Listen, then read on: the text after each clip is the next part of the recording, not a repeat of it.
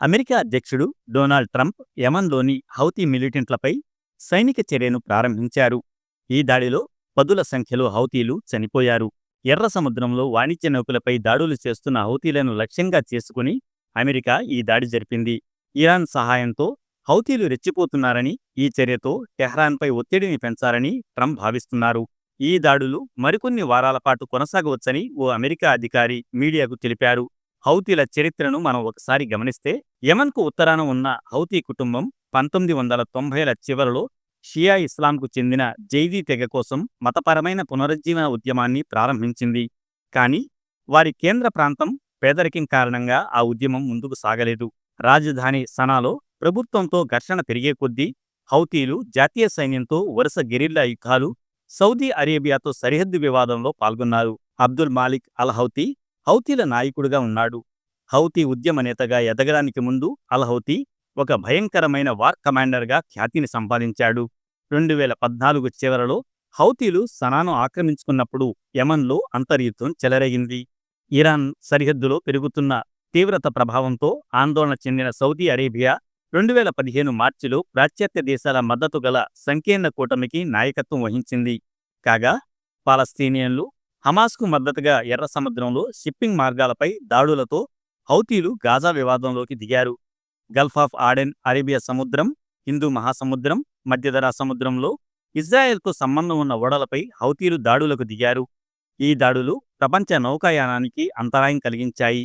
ఈ కారణంగా ఓడలు దక్షిణాఫ్రికా చుట్టూ తిరిగి వెళ్లాల్సి వచ్చింది. దీంతో షిప్పింగ్ సంస్థలకు ఖర్చు తడిసి మోపిడయ్యింది. ఇజ్రాయెల్, యునైటెడ్ స్టేట్స్, బ్రిటన్తో సంబంధాలు ఉన్న ఓడలపై మాత్రమే దాడి చేసినట్లు మిలీషియా చెప్పినప్పటికీ షిప్పింగ్ పరిశ్రమ వర్గాలు అన్ని ఓడలు ప్రమాదంలో ఉన్నాయని చెబుతున్నాయి. ప్రపంచ షిప్పింగ్ ట్రాఫిక్లో దాదాపు 15% వాటా కలిగిన యూరప్, ఆసియా మధ్య కీలకమైన మార్గంలో స్వేచ్ఛా వాణిజ్య ప్రవాహాన్ని పునరుద్ధరించడానికి అంతర్జాతీయ ప్రయత్నాలలో భాగంగా అమెరికా, బ్రిటన్ హౌతీలపై వైమానిక దాడులతో ప్రతీకారం తీర్చుకున్నాయి. ఇరాన్ మద్దతుతో హమాస్, హిజ్బుల్లా హౌతీలతో సహా ప్రాంతీయ మిలిషియాలు యాక్సిస్ ఆఫ్ రెసిస్టెన్స్ పేరిట ఇజ్రాయెల్ పాశ్చాత్య వ్యతిరేక కూటమిగా ఏర్పడ్డారు. సౌదీ నేతృత్వంలోని సంకీర్ణ కూటమి ఇరాన్ హౌతీలకు ఆయుధాలు, శిక్షణ ఇస్తుందని ఆరోపిస్తోంది. అయితే ఈ ఆరోపణను ఇరాన్, హౌతీ గ్రూపు ఖండించాయి. పశ్చిమ బెంగాల్లో ఓ భూస్వామి నిర్మించిన గిదేశ్వర శివాలయం గ్రామ కుల సోపాన క్రమానికి ప్రతిరూపం. శతాబ్దాల క్రితం ఆ జమీందారు 60 బిఘాల భూమిని ఈ ఆలయం కోసం దానం చేశారు. వివిధ వర్గాలకు భూమితో పాటు విధులను కేటాయించారు. జమీందారు స్థాపించిన గిదేశ్వర శివాలయంలో బ్రాహ్మణులు ఆచారాలను చూసుకుంటారు. ఘోష్ సమాజం పాలు, మల్కర్ సమాజం పువ్వులు సరఫరా చేస్తుంది. బయాన్లు సంగీతానికి బాధ్యత వహిస్తారు. మరొక వంక తరతరాలుగా ఆలయ భూమిలో నివసించే దాస్ సమాజం ఆలయ వేడుకల సమయంలో వాయిద్యాలు వాయించడం వంటి విధులను నిర్వర్తించింది. అయితే వారికి ఆలయ గర్భగుడిలోకి మాత్రం ప్రవేశం లేదు. ఈ దుస్థితిపై గ్రామ పెద్ద మాట్లాడుతూ, మేము రోజువారీ కూలీలం, మేమందరం ఆలయ భూమిలోని కొంత భాగంలో నివసిస్తున్నాము. తరతరాలుగా విధి డ్రమ్ వాయించడం అయినప్పటికీ మాకు ఆలయంలోకి ప్రవేశం లేదు. బ్రాహ్మణులదే ఆధిపత్యం, కుల రాజకీయాల ద్వారా మమ్మల్ని విభజించారని ఆ సంఘంలోని గ్రామ పెద్ద భగీరథ్ దాస్ అన్నారు. 130 కుటుంబాలతో కూడిన దాస్ సంఘం ఇటీవల ఈ అంశంపై కోర్టుకెళ్లింది. తమకు ఆలయ ప్రవేశం కల్పించాలని డిమాండ్ చేసింది. దీంతో బ్రాహ్మణ నేతృత్వంలోని ఆలయ కమిటీ నుండి ప్రతిఘటన ఎదురైంది. ఈ పరిణామం సామాజిక ఘర్షణకు దారితీసింది. జిల్లా అధికారులు జోక్యం తర్వాత దాస్ సంఘం ప్రవేశ హక్కులను పొందింది. కానీ రోజుకు 1 గంట మాత్రమే వారు దేవుణ్ణి దర్శించుకోవాలి. ఇప్పటికీ విగ్రహానికి అభిషేకం చేసే అవకాశం వారికి దక్కలేదు. ఈ 1 గంట సమయాన్ని అక్కడి స్థానికుడు ఆశాదాస్ పేదల విజయంగా అభివర్ణించారు. సమానత్వ ఉద్యమానికి నాయకత్వం వహించిన గ్రామస్తులలో ఆయన ఒకరు. లెఫ్ట్ ఫ్రంట్ పాలనలో కూడా ఇలాంటి ప్రయత్నాలు జరిగాయి. కానీ గ్రామంలోని శక్తివంతమైన వర్గాలు ఈ సమస్యను అణిచివేశాయి. ఈసారి రిజర్వేషన్ కోటా కింద మా కమ్యూనిటీకి పంచాయతీలో ఆధిక్యం ఉంది. దీంతో మేము రాజకీయ ఒత్తిడిని ఉపయోగించి ఆలయంలో ప్రవేశించగలిగామని దాస్ అన్నారు. అయితే ఈ పరిణామంతో ఉన్నత కులస్తులు ఖిన్నులయ్యారు. షెడ్యూల్డ్ కులానికి చెందిన దాస్ వర్గీయులకు రోజువారీ కూలీ పని ఇవ్వడం లేదు. వారి వద్ద పాలు కొనడం ఆపేశారు. రాజకీయ చర్చలో కులం కంటే వర్గాలకు చారిత్రాత్మకంగా ప్రాధాన్యత ఇచ్చిన లోతుగా పాతుకుపోయిన భద్రలోక్ రాజకీయ సంస్కృతి కారణంగా పశ్చిమ బెంగాల్లో కుల వివక్ష ప్రధాన స్రవంతి రాజకీయ సమస్యగా మారలేదు. పశ్చిమ బెంగాల్లో కులతత్వం అనేది చాలా అరుదుగా వ్యక్తమవుతోంది. గిద్గ్రామ్ పంచాయతీకి 4 తృణమూల్ కాంగ్రెస్ సభ్యులు ప్రాతినిధ్యం వహిస్తున్నారు. కానీ వారు నిరసనలపై మౌనం వహించారు. ప్రధాన ప్రతిపక్ష అయిన బీజేపీ కూడా ఏమీ మాట్లాడలేదు. కాంగ్రెస్ నేతృత్వంలో ప్రజాప్రభుత్వం అధికారంలోకి వచ్చాక హైదరాబాద్తో పాటు వరంగల్ అభివృద్ధికి ప్రాముఖ్యత ఇస్తామని సీఎం రేవంత్ రెడ్డి ప్రకటించారు. ప్రజాపాలన ప్రగతిపాట సమావేశంలో మాట్లాడుతూ వరంగల్ చారిత్రక ప్రాముఖ్యతను, తెలంగాణ ఉద్యమంలో జిల్లా ప్రజలు, కాకతీయ విశ్వవిద్యాలయ విద్యార్థులు పోషించిన కీలక పాత్రను ఆయన ఈ సందర్భంగా ప్రస్తావించారు. అభివృద్ధి కార్యక్రమాల్లో భాగంగా ఔటర్ రింగ్ రోడ్డు, భూగర్భ డ్రైనేజీ వ్యవస్థతో సహా కీలకమైన మౌలిక సదుపాయ ప్రాజెక్టుల కోసం ముఖ్యమంత్రి 6,500 కోట్ల బడ్జెట్ కేటాయింపును ప్రకటించారు. వరంగల్లో విమానాశ్రయాన్ని ఏర్పాటు చేస్తామనే తన హామీని రాష్ట్ర ప్రభుత్వం నెరవేర్చిందని, కాజీపేట రైల్వే డివిజన్ను ఏర్పాటు చేయడానికి ప్రయత్నాలను కొనసాగిస్తామని ప్రతిజ్ఞ చేశారు. స్టేషన్ గణపూర్ నియోజకవర్గంలోని శివునిపల్లి నుండి 630 కోట్ల విలువైన బహుళ అభివృద్ధి ప్రాజెక్టులను ముఖ్యమంత్రి వర్చువల్గా ప్రారంభించారు. వీటిలో ప్రధానమైనవి జాఫర్గఢ్ మండలంలో కోనాయచలం గ్రామంలో యంగ్ ఇండియా ఇంటిగ్రేటెడ్ రెసిడెన్షియల్ స్కూల్కు 200 కోట్లు, గణపూర్లో డిగ్రీ కళాశాలకు 5.5 కోట్లు, 100 పడకల ఆసుపత్రికి 45 కోట్లు కేటాయించారు. ఇంటిగ్రేటెడ్ డివిజనల్ లెవెల్ ఆఫీస్ కాంప్లెక్స్కు 26 కోట్లు, దేవాదుల ప్రాజెక్ట్ 2వ దశ ఆర్ఎస్ గన్పూర్ ప్రధాన కాలువ లైనింగ్ పనులకు 148 కోట్లు ఇస్తామన్నారు. అంతేకాదు 512 ఇందిరమ్మ ఇళ్లు నిర్మిస్తామన్నారు. రోడ్ల విస్తరణ, కొత్త సబ్స్టేషన్లు ఏర్పాటు చేయనున్నామన్నారు. అంతేకాదు ఆర్థిక సహాయం ద్వారా మహిళలకు సాధికారత కల్పిస్తున్నానని సీఎం రేవంత్ రెడ్డి చెప్పారు. ఈ మేరకు మహిళా శక్తి పథకం కింద 102 కోట్లు పంపిణీ చేశారు. స్వయం సహాయక సంఘాలకు 7 ఆర్టీసీ బస్సులను అందించారు.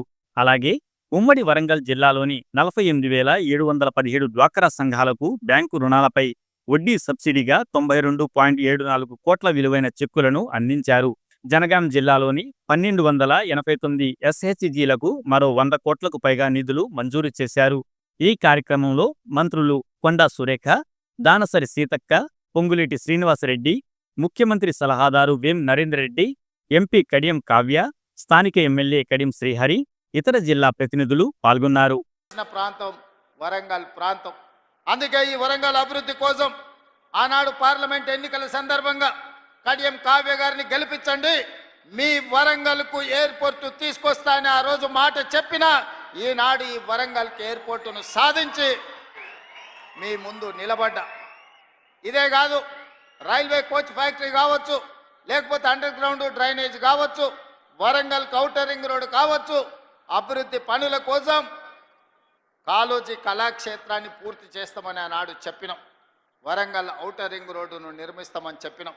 ఇవాళ ఈ అన్ని కార్యక్రమాలను పూర్తి చేయడానికి వరంగల్ నగరానికి 6,500 కోట్ల రూపాయలు మంజూరు చేసి ఈ వరంగల్ నగరాన్ని హైదరాబాదు నగరంతో పోటీ పడే విధంగా వరంగల్ని అభివృద్ధి చేయాలని ఈరోజు మన ప్రభుత్వం ప్రయత్నం చేస్తున్నది. మిత్రులారా, ఇవాళ ఆలోచన చేయండి మీరందరూ. తెలంగాణ రాష్ట్రం వచ్చినప్పుడు ధనిక రాష్ట్రం, ఈ ధనిక రాష్ట్రాన్ని చంద్రశేఖరరావు గారి కుటుంబం చేతిలో పెడితే ఈరోజు అప్పుల ఊబిలో తెలంగాణ రాష్ట్రం కూరుకుపోయింది. ఆనాడు నెలకు 500 కోట్ల రూపాయలు అసలు మిత్తి కట్టే అప్పు ఉంటే ఈనాడు ప్రతి నెల అసలుకే 6,500 కోట్ల రూపాయలు ప్రతి నెల కట్టాల్సిన పరిస్థితి వచ్చింది. 10 ఏళ్లలో ఈరోజు దాదాపుగా 8 లక్షల కోట్ల రూపాయలు, 7 లక్షల కోట్ల రూపాయలు బ్యాంకుల్లో అప్పు తెస్తే 40,000 కోట్ల రూపాయలు కాంట్రాక్టర్లకు బకాయిలు పెట్టిండు. ఇవాళ సింగరేణికి బకాయిలు పెట్టిండు. విద్యుత్ శాఖ డిపార్ట్మెంట్కు ఉచిత కరెంటు పేరు మీద రైతులకు ఉచిత కరెంటు ఇచ్చినా అని విద్యుత్ శాఖకు బకాయిలు పెట్టిండు. నిన్నగాక మొన్న బ్యాంకుల్లో తెచ్చిన అప్పులే కాదు, ఆయన పెట్టిపోయిన బకాయిలను లెక్కేస్తే 8,29,000 కోట్ల రూపాయల లెక్క తేలింది. మిత్రులారా, ఈ 8,29,000 కోట్లలో మా నెత్తి మీద కత్తి పెట్టి ఈరోజు బ్యాంకులు వసూళ్లు చేస్తే అసలు మిత్తి 1,53,000 కోట్ల రూపాయలు ఈరోజు బ్యాంకులకు చెల్లించాల్సి వచ్చింది. నిన్న శాసనసభ సాక్షిగా ఈ వివరాలన్నీ నేను చెప్పిన. ఎందుకంటే ఈనాడు మీకు తెలవాలి మన ఆర్థిక పరిస్థితి ఎట్లుందో. మన ఆర్థిక పరిస్థితి తెలిసినప్పుడే మన భవిష్యత్తు ప్రణాళికలను మనం చేసుకోగలుగుతాం.